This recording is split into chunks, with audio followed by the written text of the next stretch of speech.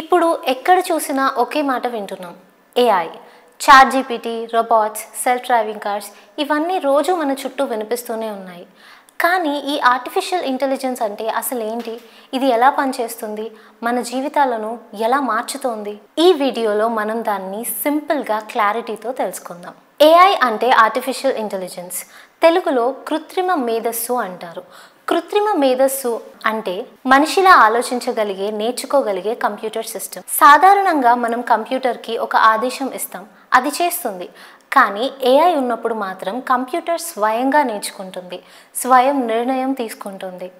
ఉదాహరణకి మీరు గూగుల్ అసిస్టెంట్తో మాట్లాడినప్పుడు, యూట్యూబ్లో మీకు ఇష్టమైన వీడియోలు సజెస్ట్ చేయడం, అమెజాన్లో మీరు ఇష్టపడే వస్తువులను రికమెండ్ చేయడం, ఇవన్నీ ఏఐ వల్లే జరుగుతున్నాయి. ఏఐ ఎలా పనిచేస్తుందంటే మెషిన్ లెర్నింగ్ అనే ఒక ప్రక్రియను ఉపయోగిస్తుంది. ఇందులో కంప్యూటర్కు చాలా డేటా ఇస్తారు. ఉదాహరణకి వేలాది ఫోటోలు, వాయిస్ శాంపిల్స్, టెక్స్ట్లు, అవి చూసి ఈ డేటాలో ఉన్న ప్యాటర్న్స్ ఈ ఏఐ నేర్చుకుంటుంది. ఉదాహరణకి మీరు కంప్యూటర్కి 10,000 కోతుల ఫోటోలు చూపించి ఇవి కోతులని చెబుతారు. తర్వాత కొత్త ఫోటో చూపిస్తే అది నేర్చుకున్న ప్యాటర్న్ని ఉపయోగించి అది ఏంటో చెప్పగలదు, అది కోతి ఫోటో అని. దీనినే మెషిన్ లెర్నింగ్ అంటారు.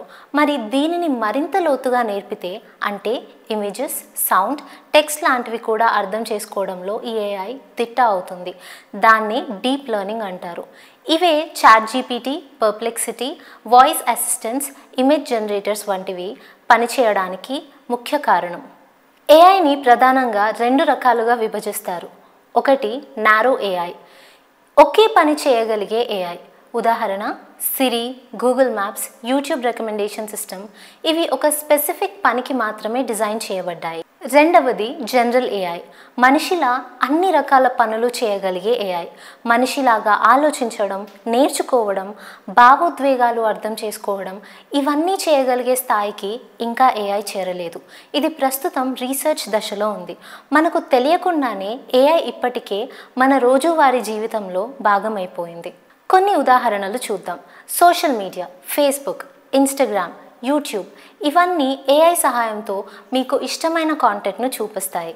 హెల్త్ కేర్, రోగులను గుర్తించడంలో, స్కాన్లు విశ్లేషించడంలో ఏఐ డాక్టర్స్కి సహాయం చేస్తుంది. ఫినాన్స్, బ్యాంక్లో ఫ్రాడ్ డిటెక్షన్కి ఏఐ వాడుతున్నారు. Transport, self driving cars, traffic control systems కూడా ఏఐతో నడుస్తున్నాయి. ఎడ్యుకేషన్, విద్యార్థులకి ఏఐ ఆధారంగా పర్సనలైజ్డ్ లెర్నింగ్ అందిస్తున్నారు. అంటే ఏఐ ఇప్పుడు టెక్నాలజీ మాత్రమే కాదు, మన జీవితంలో ఒక భాగం అయిపోయింది. ఏఐ వల్ల వచ్చిన మంచి విషయాలు చాలా ఉన్నాయి. పని వేగంగా అవుతుంది, పొరపాట్లు తగ్గుతాయి, కొత్త ఆవిష్కరణలు సాధ్యమవుతాయి. కానీ మరోవైపు కొన్ని నష్టాలు ఉన్నాయి. కొన్ని ఉద్యోగాలు ఆటోమేట్ అవుతాయి, దానివల్ల కొందరు ఉద్యోగాలు కోల్పోతున్నారు. డేటా ప్రైవసీ సమస్యలు వస్తాయి. ఫేక్ ఫోటోలు, వీడియోలు అంటే డీప్ ఫేక్స్ పెరుగుతున్నాయి. అందుకే ఏఐని వాడేటప్పుడు జాగ్రత్తగా, బాధ్యతగా ఉపయోగించడం చాలా ముఖ్యం. ఏఐ అంటే ఇక భవిష్యత్తు కాదు, మనం ఇప్పటికే దాని మధ్యలోనే ఉన్నాము. దాన్ని సరిగ్గా అర్థం చేసుకొని వాడితే అది మనకు ఒక సూపర్ పవర్ అవుతుంది. ఏఐ మనిషిని రిప్లేస్ చేయడం కాదు, మనిషిని మరింత స్మార్ట్గా మార్చడమే లక్ష్యం. అయితే ఏదేమైనా భావితరాల్లో ఏఐ మానవ మేధస్సును అణచివేస్తుంది అనడంలో సందేహమే లేదు. మనిషి స్వతహాగా ఆలోచించడం మర్చిపోతాడు. దీనిపై మీ అభిప్రాయం ఏమిటి? ఏఐ మీకు ఎగ్జైటింగ్గా అనిపిస్తుందా లేక భయంగానా? కామెంట్స్లో చెప్పండి.